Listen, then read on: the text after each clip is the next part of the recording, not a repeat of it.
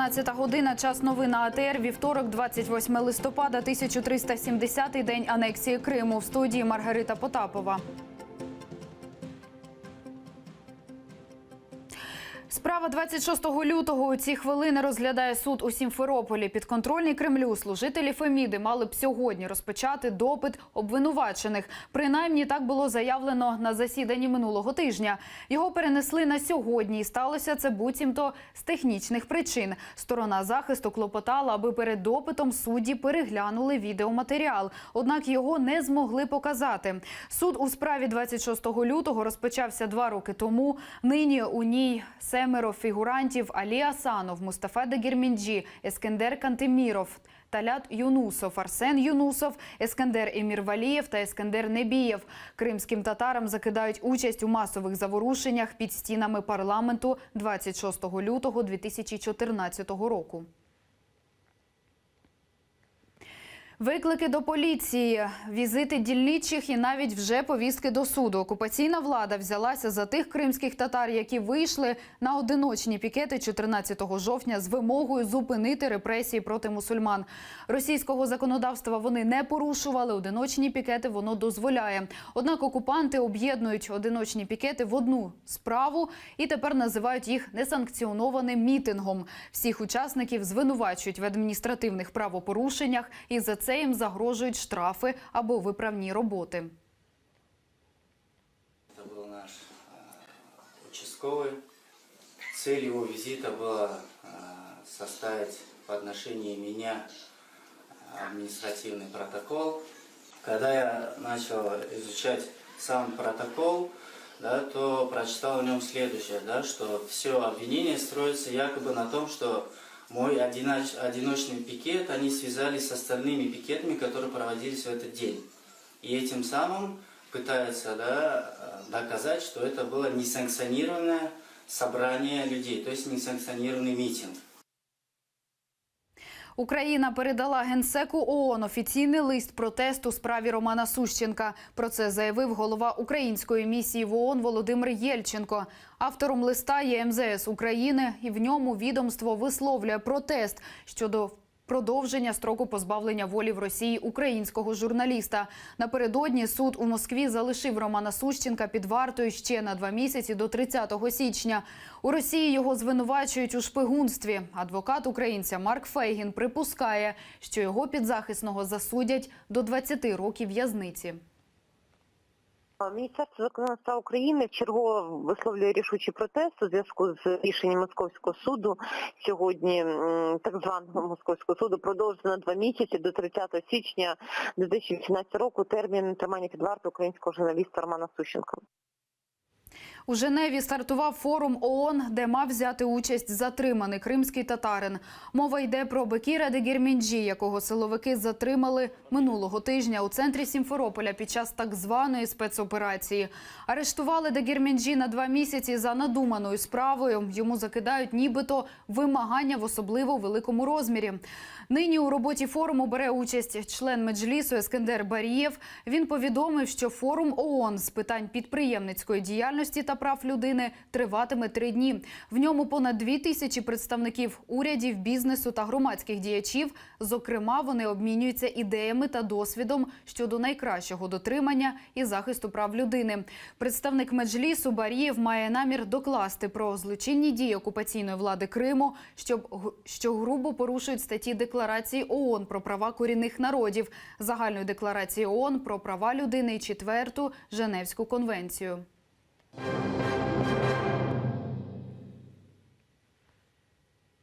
Тримання під вартою – такий запобіжний захід вимагатиме прокуратура для неповнолітнього сина народного депутата Ігоря Попова, якому інкримінують розбій. Сьогодні зранку з відповідним клопотанням сторона обвинувачення звернулася до суду. Напередодні син депутата та його такий же неповнолітній поплічник відмовилися давати свідчення після вручення їм підозри. Хлопців звинувачують у розбійному нападі на продуктовий магазин у столичному районі Оболонь. Депутатський нащадок погрожував продавчині напівавтоматичним стартовим пістолетом і забрав з каси 2,5 тисячі гривень. Тепер разом з другом він сидить у СІЗО. Сьогодні до Оболонського районного суду місцевої прокуратури було скеровано клопотання про обрання обом затриманим неповнолітнім хлопцям запобіжного заходу у вигляді тримання під вартою. Такий запобіжний захід прокурор проситиме у зв'язку з тим, що вказані молоді особи підозрюються в вчиненні тяжкого злочину та розбій, пов'язаний з проникненням у приміщення. Вчинення цього злочину передбачає від 7 до 12 років позбавлення волі. Депутат від Радикальної партії Ігор Попов визнав, що його 14-річний син скоїв злочин і вибачився за це через Фейсбук. Він також заявив про свою готовність співпрацювати зі слідством. Це підтвердив і радник міністра внутрішніх справ Зорян Шкіряк. За його словами, Ігор Попов не намагався скористатися своїм депутатським мандатом і якось вплинути на розслідування.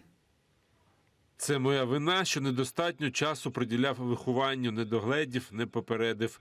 Пройде слідство, винні понесуть відповідальність без жодних виключень. Нехай це стане уроком і сину, і мені. Він ніяким чином не намагався впливати, використовувати свій статус.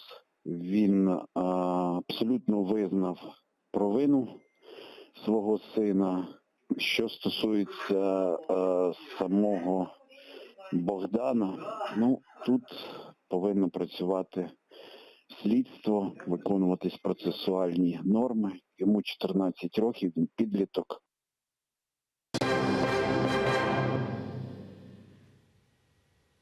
На Запоріжжі внаслідок вибуху гранати загинув військовий. Трагедія сталася у Бердянську близько опівночі. 22-річний солдат служив в одній з військових частин повітряного командування «Схід». Як заявляють його командири, загинув він у позаслужбовий час. І вибух аж ніяк не пов'язаний з виконанням службових обов'язків. Наразі на місці події працює слідчо-оперативна група поліції. Одного українського бійця поранено у зоні АТО. Його шпиталізували і зараз життю військового нічого не загрожує. Проросійські найманці били по всій лінії зіткнення. На Луганському напрямку біля Лозового, Трьохізбенки та Кримського бойовики випустили з мінометів близько 2 десятків мін. На Донецькому напрямку ворог зосередив вогонь на Приазов'ї. Окупанти кілька разів обстрілювали з гранатометів Водяне і Гнутово. Загалом за минулу добу бойовики понад 2 десятки разів порушували тишу. Американський президент Дональд Трамп хоче, аби Україна повернула собі свої території. Про це заявив спецпредставник Держдепу США з питань України Курт Волкер в інтерв'ю виданню «Політіко». За його словами, у Білому домі є група людей, які вважають неприпустимим покращення відносин з Москвою, допоки в Україні йде війна і допоки Росія є суб'єктом європейських та американських санкцій. Якщо ми збираємося отримати покращення у відносинах між США і Росією, ми не хочемо топтатися на місці. Ми хочемо більш конструктивної взаємодії. Я знаю, я сам чув це від президента. Він прагне досягти миру, прагне вирішення кризи. Він хоче, щоб Україна повернула собі свою територію. Transparency International Ukraine судиться з Генеральною прокуратурою України через гроші Януковича. Представники антикорупційної організації вимагають, аби ГПУ оприлюднила рішення суду щодо конфіскованих у президента-втікача $1,5 мільярди. Засекречення вироку вони називають незаконним. У свою чергу Генпрокуратура стверджує, що судове рішення тримається в таємниці з метою захисту ключового свідка. Позов Transparency International Ukraine проти ГПУ розглядає окружний адмінсуд Києва. Напередодні під час першого засідання судді вирішили розгляд справи перенести на 19 грудня, аби Генпрокуратура могла надати суду докази.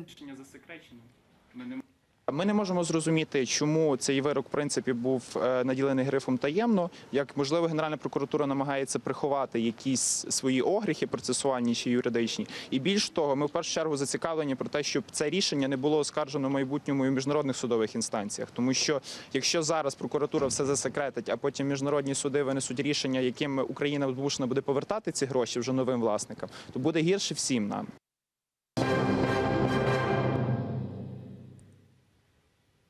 17 людей загинули, 28 дістали поранень унаслідок атаки терористів-смертників в Багдаді. За даними видання Reuters, на південному сході столиці Іраку один смертник встиг підірвати себе, іншого застрелили силовики. Відповідальність за напад взяло на себе терористичне угруповання «Ісламська держава». Тим часом антитерористична коаліція ісламських країн підрахувала, що за останні 5 років жертвами терактів в ісламських країнах стали понад 200 тисяч осіб. Найбільш постраждалими від терактів країнами, за даними коаліції, вважаються Ірак, Афганістан, Пакистан і Нігерія. Завдані збитки світовій економіці сягнули 348 мільярдів доларів. Росіяни провокували американців над Чорним морем. Російський винищувач Су-30 спробував перехопити розвідувальний літак США «Посейдон». Про це заявив Пентагон. Су-30 пролетів надто близько до американського розвідника, буквально за 15 метрів. Більше того, він задіяв свої форсажні камери, внаслідок чого «Посейдон» потрапив під завихрення реактивного струменя, зійшов з курсу і зазнав сильної турбулентності. У Пентагоні заявляють, що їхній літак виконував завдання у міжнародному повітряному просторі. Натомість росіяни наразили його на небезпеку. У Вашингтоні зараз обмірковують, як реагувати на цю провокацію.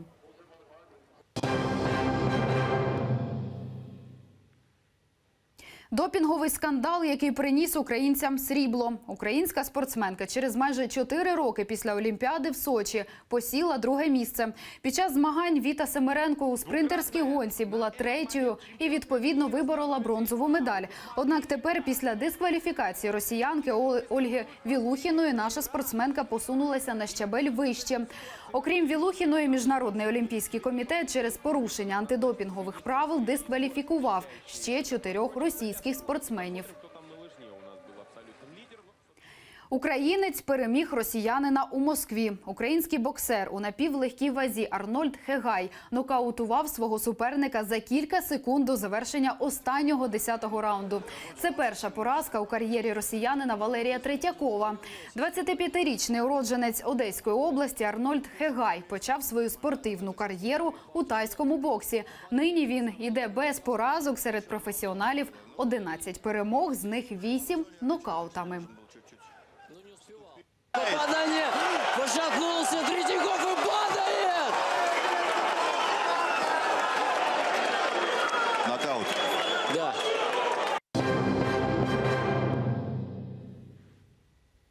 Родичі Тимура Ібраїмова покинули Крим майже століття тому, але коріння свого він не забуває. У цьому йому допомогла його мати. Вона залишила сину у спадок генеалогічну книгу. Відомий театральний актор обіцяє, що і його діти знатимуть про своє кримсько-татарське походження.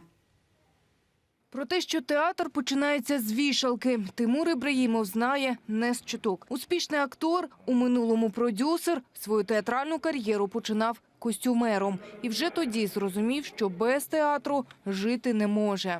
Наверное, вся моя жизнь. Вот мне 60, из них 41 год я в театре. За цей період Тимур Ага зіграв десятки ролей і створив 5 театрів. А також є одним із засновників театральної премії «Київська пектораль». Затребуваний актор і в кіно. По півроку проводить на знімальних майданчиках. Взамен, сеньора, я жду, что вы подарите мне сына, который служит и живет у вас. Сім'я Тимура Ібраїмова потрапила під репресії в Криму у 1917 році. До початку Другої світової жодного його родича на півострові не залишилось. Аби він не забував своє коріння і передав знання своїм дітям, його матір доклала неабияких зусиль. Вона зібрала родовід всіх його пращурів і створила книгу. Дело в том, что пока мы помним о своих предках, они живы. Я, и как и мама, мы не хотели забывать о том, откуда мы, наши корни. Тимур Ага анексію Криму називає крадіжкою. То, что произошло в Крыму, меня не совсем-то и удивило, но как можно взять и украсть у человека там, или у народа, которого ты называешь братским народом? Это просто позор. І хоч родичів на півострові майже немає, Тимур Ібраїмов все одно мріє про те, що матиме на батьківщині предків клаптик своєї землі. Оксана Гуцул, Ільдар Ісматов. Заман. АТР. Дух Різдва у Білому домі. Перша леді США Меланія Трамп опублікувала у Твіттері відео, де показала прикрашені до різдвяних свят кімнати Білого дому. Користувачі мережі вже охрестили придуманий першою леді дизайн, перевірені часом традиції. Цьогорічний святковий декор присвятили 200-річній традиції святкування Різдва в Білому домі.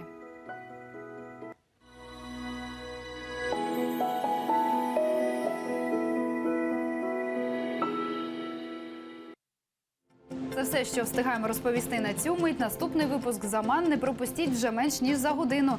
Залишайтеся з нами.